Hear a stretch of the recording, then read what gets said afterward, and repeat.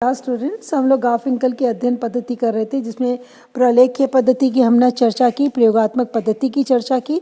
उसके बाद में हमने अलग अलग एथनोमेथोलॉजिस्ट के द्वारा जो अलग अलग अध्ययन किए गए उसके ऊपर भी हमने संक्षेप में चर्चा की थी। इसी कड़ी के अंतर्गत हम लोग जब बात कर रहे थे कि कौन कौन से समाजशास्त्रियों ने अध्ययन किया, तो पीटर MC हक का भी हमने चर्चा की थी और उन्होंने कॉमन सेंस परसेप्शन और डिविएंस की उसके अंदर बात की थी। उसको हम थोड़ा सा विस्तार से करते हैं। उनके अनुसार विचलन व्यवहार को सामान्य ज्ञान के आधार पर दो तरीके से देखा जा सकता है। विचलन विपथगामी व्यवहार या विचलन व्यवहार वह व्यवहार है जिससे कर्ता यह सोचता है कि यह नहीं भी हो सकता है अथवा और ढंग से भी हो सकता है, यानी वैकल्पिकता अथवा कर्म नकारोक्ति की जो बात होती है उसको उन्होंने विपथगामी व्यवहार की दृष्टि से हम देख सकते हैं। यानी जो समाज के द्वारा स्वीकृत तरीके हैं उसके अलावा भी कोई और तरीका है जिसके द्वारा व्यक्ति अपने काम को पूरा कर सकता है। इसी प्रकार दूसरा दृष्टिकोण जो है वह यह है कि यह वह व्यवहार है जिसमें कर्ता जानता है कि वह क्या कर रहा है, उसे कर्म का ज्ञान है। कर्म अज्ञानता विपथगामी व्यवहार वह व्यवहार है जिसमें वह यह मान लिया जाता है कि कर्ता को यह पता था कि इस व्यवहार के अन्य विकल्प हैं, फिर भी उसने वह व्यवहार किया और साथ ही अन्य लोगों को भी उन विकल्पों का पता हो। यानी इन्होंने कहा विपथगामी व्यवहार में व्यक्ति जानबूझकर वह व्यवहार करता है जो कि उसको पता है कि ऐसा नहीं करना चाहिए।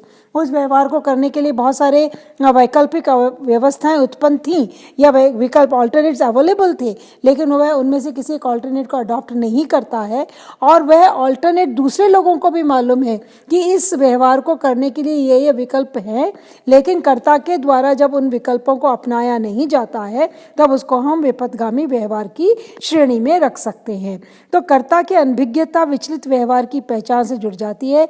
लेकिन यहाँ पर जब हम मीहक की बात करते हैं तो लेखक के अनुसार कोई भी क्रिया विचलन में तब मानी जाएगी जबकि उसमें दो तत्व हों। कौन कौन से दो तत्व हों?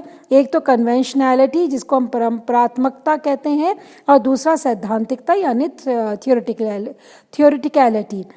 परंपरात्मकता से क्या अभिप्राय है? इसका अर्थ स्वीकृति, रीति रिवाज व रूढ़ियों से नहीं है।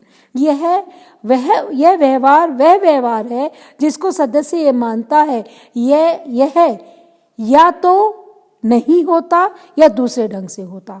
परंपरात्मकता का मतलब क्या है यहाँ पर कि व्यवहार करने वाला व्यक्ति या सदस्य ये मानता है क्या तो यह व्यवहार होना ही नहीं चाहिए, होता तो फिर किसी और प्रकार से होना चाहिए था।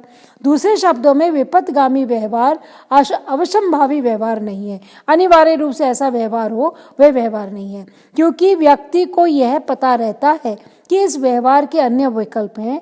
अगर कोई दुर्घटना होती है तो उसे गैर परंपरात्मक रूपेण व्यवहार माना जाएगा, न कि विपथगामी व्यवहार, क्योंकि यह अवश्यंभावी था।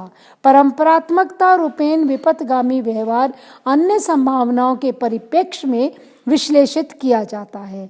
आत्महत्या को विपथगामी व्यवहार कहा जाएगा, जबकि दुर्घटना में होने वाली मृत्यु को विपथगामी व्यवहार नहीं माना जाएगा। अब अवश्यंभावी है, दुर्घटना हुई है तो मृत्यु भी हो सकती है।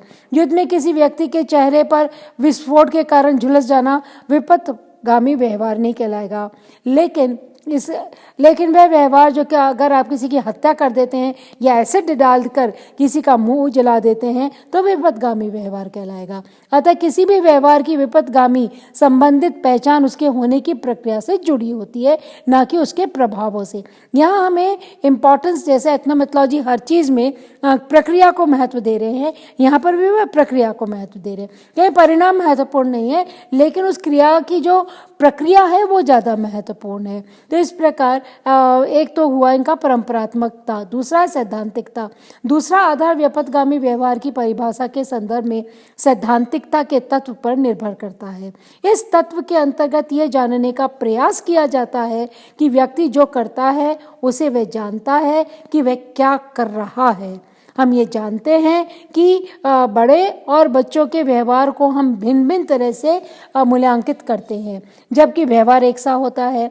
अक्सर हम कहते हैं यह तो बच्चा है, और बच्चा मानकर उसके व्यवहार को हम इग्नोर कर देते। अगर छोटा बच्चा है गाली देता है, हम कहते हैं बच्चा है, यानी हम उसको अर्थ नहीं देना चाहिए।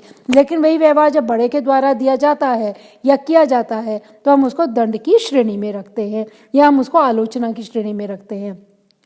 तो हम ये कहते हैं कि उसे ज्ञान की औपचारिकता या सैद्धांतिक अर्थ का पता नहीं जब हम बच्चे की बात करते हैं। इस